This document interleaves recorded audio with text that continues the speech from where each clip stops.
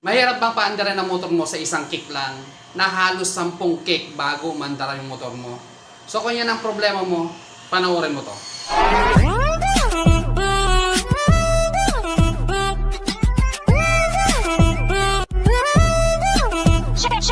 Magandang tanghali sa inyo mga kabiker. Purihin ang Panginoon dahil ito na naman tayo para magbahagi ng tutorial about sa mga motor natin. No? So marami sa atin ang namumroblema sa pagpapaandar ng motor na hindi natin makuha sa isang kick lang. So halos 10 kick o higit pa bago natin mapaandar. Eka nga sa kasabihan is naka 1,000 kick ka na, hindi pa umandar yung motor mo. Sa tanghaling to mga kabiker, no, share ko sa inyo yung isang video natin na halos hindi nila paniwalaan, no? Sinabi ko na nga doon sa ating thumbnail na one click at saka legit. Pero meron pa rin talagang ayaw maniwala, no? So eto yon. So yung video nating na one click na yon, gagawin naman nating one kick sa motor natin, no? So hindi lang siya legit at may proof, daragdagan pa natin ng effective, no? Para mas makuha natin na one kick lang yung motor natin, no? 3 weeks ago mga kabiker, in-upload natin yung video yon na halos may mga comment doon. At kung mapapanood nyo yung video yung mga kabiker, one click lang siya, no? So ibig sabihin, isang andar lang. Kahapon kasi chinek ko yung mga video ko at napatutok ako dito sa video ito na kung saan binasa ko yung mga comment at ang gaganda ng mga feedback. At isang comment ang siya nag-encourage sa akin para gawan tong video ito. Halos sa mga dating subscriber ko kasi mga disable na yung mga notification nila kaya hindi nila napapanood lahat itong mga bagong video ko kasi mula nung nahakat na terminate yung channel natin mga kabiker, ilan-ilan na lang makakapanood yung mga bagong nakasubscribe pa lang, no? So ito nga ang purpose nito mga kabiker para lahat makapanood kasi napaka-importante ito at kasi maraming namumroblema rito na halos 10 kick bago nila mapaandar yung kanilang mga motor. At sa video ito papatunayan ko sa inyo na isang one kick lang aandar kagad yung motor mo. So simulan na natin. Katulad nga ng sinabi ko mga kabiker, 3 weeks ago in-upload ko yung video yun, yung one click, no? So merong isang nag-comment doon kasi napanood niya yung video and then sabi niya, piniga mo kasi kabiker kaya one click. So ngayon, yung one click na yun, gagawin nating one kick. At patutunayan ko na rin sa inyo mga kabiker, sa mga hindi naniniwala na one click talaga yun. At yung one click na yun ay gagawin nating one kick dito, no? So isang sipa lang. So paano ko mapapatunayan yan sa inyo? So may mga nag-comment one click talaga at hindi lang siya one click dahil effective at legit talaga siya, no? Bago yan, pakita ko muna yung nag-comment sa atin na piniga ko daw kaya naging one kick, no? So ito yon. Yung comment ni Anthony Heredero, piniga mo kasi ka-biker kaya naging one kick, no? So piniga ko daw. So mamaya gagawin natin in actual para ipakita ko sa inyo na one kick talaga yung one click na sinasabi ko. So bago yan, pakita ko muna yung mga comments sa atin na legit talaga effective yung video natin na yun. Ayan, comment ni Reynante Bohol. Thanks idol, ang galing mo, effective talaga. So yun, dun pa lang is mapapatunayan na natin na effective talaga yung video na in-upload ko 3 weeks ago, no? So ito pa yung isa. Ito naman yung comment ni Alex Bartolome. Sabi niya, sinubukan ko yan ka-biker. Pagtapos ko mapanood video mo, 2 kick pa sa akin. Siguro kulang pa sagap ng SP. Salamat, effective naman tsaka gumanda response ng throttle ko. Nice video, 2 years na ako nanonood sa iyo ng mga video mo. Nice. So yun mga ka-biker. Ito naman, pagkapanood daw niya yung video, ginawa niya. Pero naka 2 kick siya, no? Siguro nga, mahina yung pagkasipa niya at inulit niya, no? So sabi niya, effective pa rin. Lalo pa daw gumanda yung response ng throttle niya. So patunay yan mga ka-biker, although naka 2 kick siya, pero effective talaga, no? So tignan naman natin yung mga comment na nag one click. Ayan, ito naman yung comment ni Ray Manuel. Thank you Lods, na try ko sa motor ko na hard start, naging one click. Napakamaraming salamat talaga. So ayan, na try niya mismo doon sa motor niya, no, na hard starting, naging one click, no? So patunay yan mga ka-biker na yung video natin, no, hindi lang siya legit, hindi lang siya may proof, effective na effective talaga siya at one click, no? So ito pa.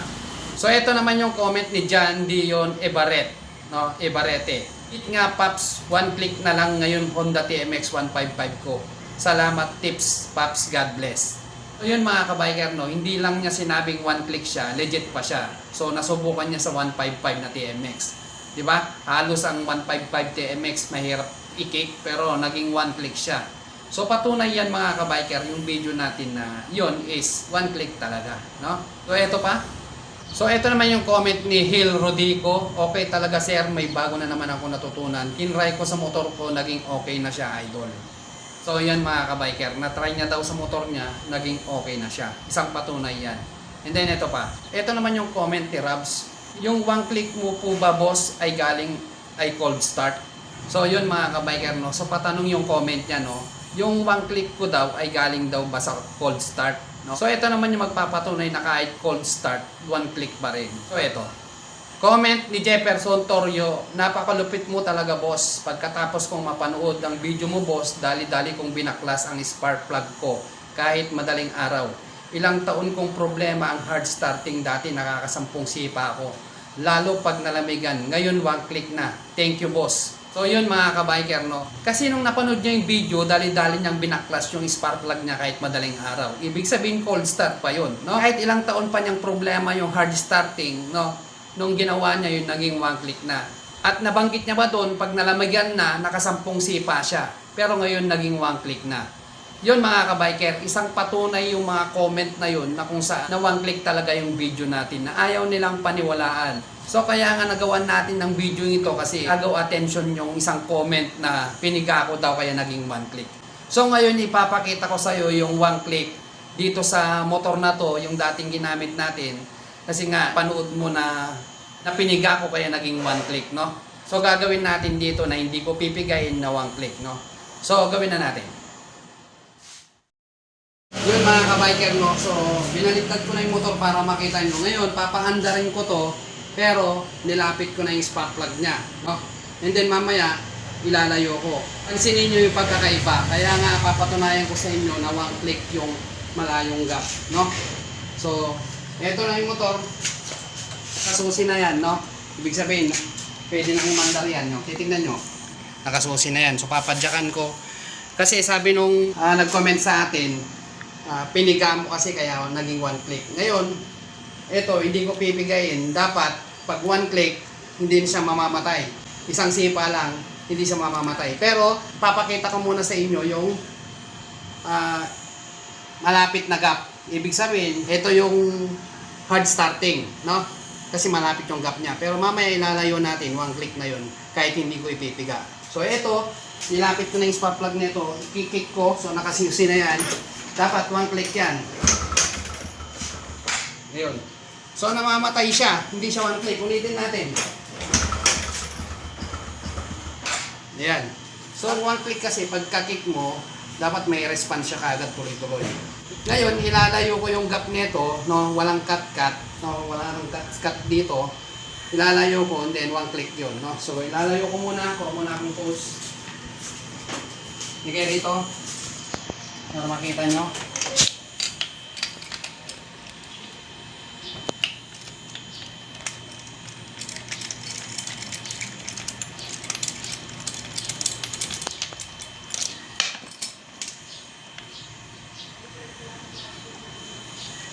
So ayan, malapit yan, no? Kung mapapansin nyo. Ayan, malapit, no? Ayan. Ayun, malapit. Tutok. Ayan, no? Tutok masyado yung... Ayan. Tutok masyado yung gap niya. So ilalayo ko yan. Kuha muna akong panglayo, kutsilyo.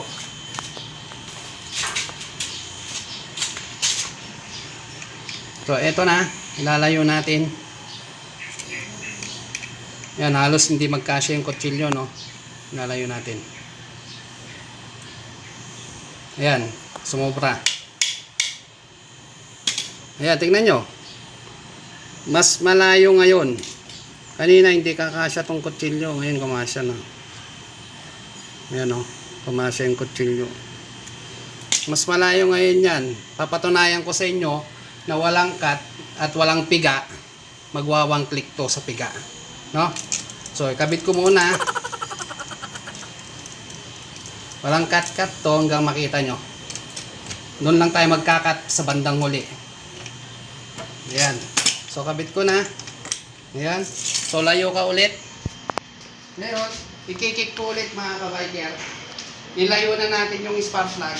Kailangan, pag kinik ko to, aandar ka agad, hindi mamamatay. So, ikikik ko na. Nakasusi na yan. Yan. So, hindi na mamatay. Iko. So hindi siya namatay. So one click siya. Ayan. Hanggang ngayon hindi pa rin siya namamatay. So yun yung sinasabi ko na effective talaga pag malayo. So patayin na natin. Ayan mga ka-biker. Kaya nga dito pa lang sa video ito pinakita ko na yung mga comment, patunay. And then inulit natin dito. Kung mapapanood nyo yung one click natin na video, ginawa ko pa rin yun. Ngayon inulit natin ng walang cut para makita ng mga hindi naniniwala doon sa video one click. Ngayon, pinatunayan kayo sa inyo. So, malayo yung gap. So, pag malayo yung gap, mas maganda. Mas more better efficiency siya. So, tulad nyan.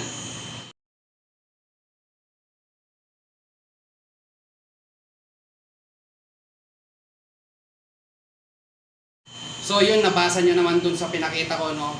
So, ganun ka-effective itong malayong gap. So may tamang-tamang gap sa spark plug natin, susundin natin yun, may mga standard na gap. At dun sa gap na ginawa ko, nilayo ko lang, no?